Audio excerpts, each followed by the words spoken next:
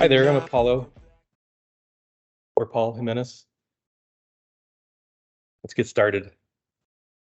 So during a stint at T-Mobile several years ago, I had a manager who I thought was one of the best I ever had in my career up to that point in time. His name was Mr. Rawson, which I thought was cool because my sailboat was a 30-foot Rawson, and it was my favorite place to be after work, riding the wind and the waves.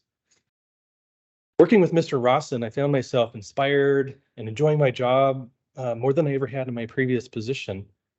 One of the things that really impressed me about Mr. Rawson was whenever I ran into an issue with one of my tasks, I went to him for advice on how to resolve that issue, and he always had 2 or 3 options he would almost literally pull from his pocket.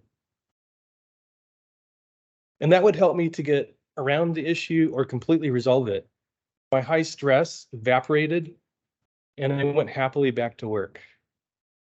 I never had a manager who could do this before, and I often thought, what black magic is this?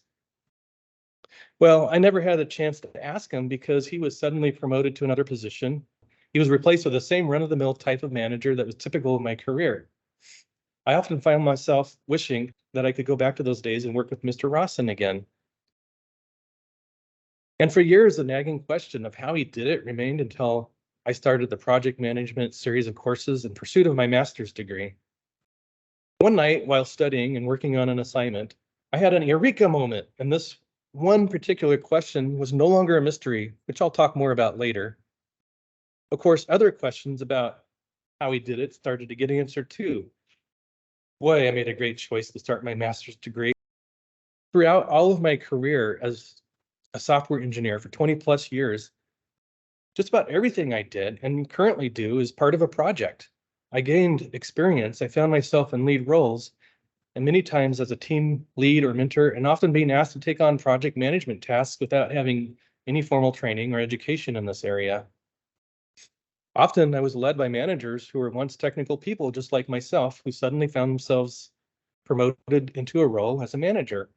On one hand, they were good managers because they understood what I do simply because they had done it before, but they often struggle because they did not seem well suited to the project management nor had the toolbox to help them take on management or leadership roles.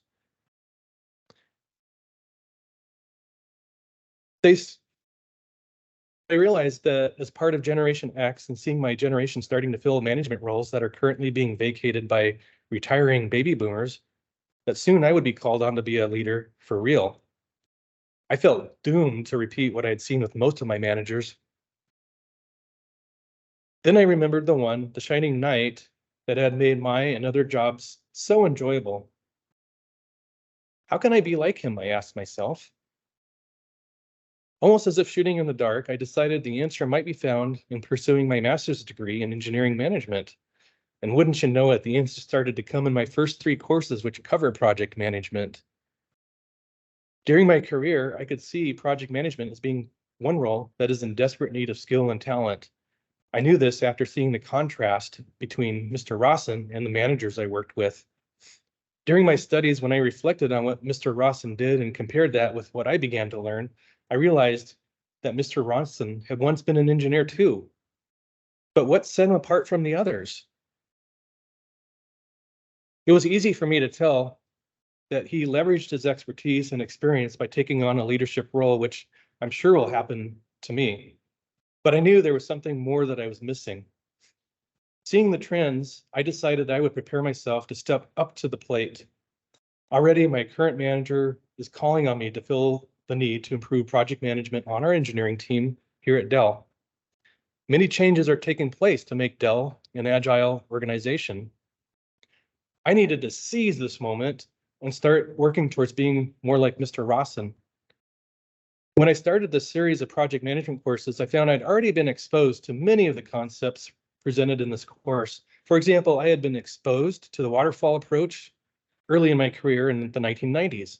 During the 2000s, the agile approach began to be introduced. I'll never forget my first Scrum meeting, and feeling confused about why I was there. Gradually, I began to understand more about agile method and its benefits. However, I felt that most of my team and my manager did not fully understand the best way to implement agile and perhaps didn't follow through with all the methodologies that would make it work well. What this course did was it filled in the gaps for me. I understood many parts of the methodologies that I was exposed to, but I didn't understand the parts that I was not exposed to, such as the planning that happened before I was introduced to a project. I did not understand fully how culture and shared standards for communications played an important role in making projects successful. I did not understand that Agile was an iterative process, and it's also a way to help teams to learn with each iteration. I did not understand the fail fast concept, nor why one project methodology should be chosen over another, nor that stakeholders are not just customers and business owners, but there are many types of stakeholders, and team members can be a stakeholder too. There are gaps that were filled in with these project management courses, and this has already tremendously helped me in my current job. For me, the key takeaways are the practice I got in envisioning my home improvement project and thinking about the ups and the downs and using different ways of approaching this project. I learned a lot from the feedback from other students for each assignment. Some of the key things I learned from this are the importance of doing the right amount of planning to set up my team for success, no matter what methodology is used. This would include getting good feedback from stakeholders, experts, customers, and other various types of stakeholders. Also, choosing a project management methodology that best fits a project and team to maximize the creation of value for stakeholders. And finding the balance that provides the right amount of detail of information so that people understand what they need to accomplish their project, but not so detailed that the goal is lost in the details. And learning about what might cause a project to fail and how risk can be reduced or mitigated. Hint, this is where I realized Mr. Rawson was not a magician or a wizard. He just knew something that I didn't. Also, I learned the importance of finding the right talent mix on a team and various options I have to make sure that the right talent is there when needed. And understanding the people side of projects and, for example, how different stakeholders can have different and sometimes competing needs that need to be considered. And ways to improve morale on a team by using good task management methods so individuals are not overwhelmed, and by recognizing their achievements. And ensuring good communication so that stakeholders' expectations are managed and team members know what they need to do. And understanding that projects are usually not in a vacuum, that projects are often part of a program where the success of one project affects another. And most importantly, I realized the need for continual learning and improvement and the impact that can have on the success of an organization. The last part of the course, which focused on agile methodologies, was a real eye-opener. Seeing case studies of how companies failed during the COVID pandemic, while others were structured and managed in a way to thrive in a disruptive environment, really turned me on to agile strategy.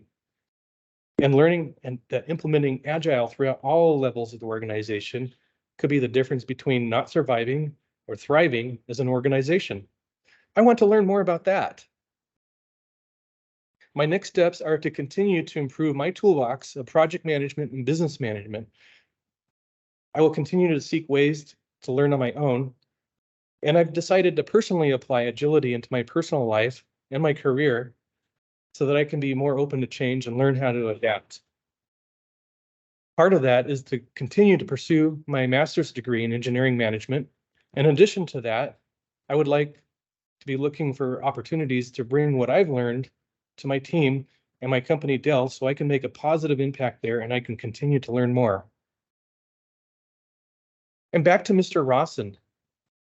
The reason I enjoyed working with him was he was genuinely interested in me as a member of the team, and he put his personal touch into it. He was interested in my success, and he recognized me for my accomplishments and inspired me to push myself a little further. But in addition to that, I now realize the planning he did, how he did so much behind the scenes to protect his team from distractions, to work with stakeholders to prioritize tasks, to know which individuals on his team were best suited for what particular task and what they excelled at and what limits they had. He took time to get to know everyone on his team, such as knowing when children are to be born or what hobbies they enjoyed. And now the answer to my burning question. How did he come up with the solution to the issues I ran into so quickly? Well, he spent a lot of time learning about the risk of each project all the way down to the task level, well before I started my tasks. And he already thought about what could go wrong and had plans to mitigate each risk. So when I came to him, he already knew the solution to the problem. In short, not only did he have the soft skills of working with people, but he learned how to be a good manager and a project manager, and he put his heart into it. And I know that if he can do it, so can I, and I will. Thank you.